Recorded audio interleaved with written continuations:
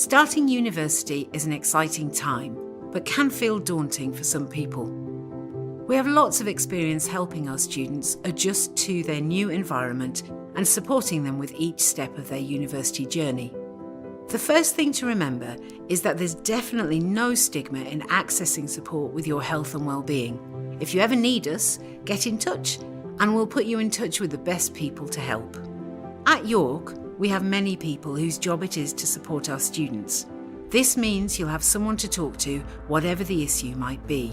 We provide a multidisciplinary service covering everything from needing a quick chat or help with practical issues, through to accessing mental health practitioners in our open door team. Support is also available through your college, even if you don't live on campus. We aim to offer a friendly, welcoming, inclusive and open environment for you. We want to help, and this is what we're here for.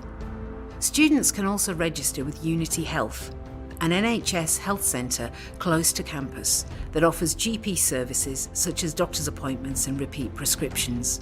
Our work here is focused on and available to all students, and we work with our student unions to co-produce our services to make sure that they're accessible and inclusive.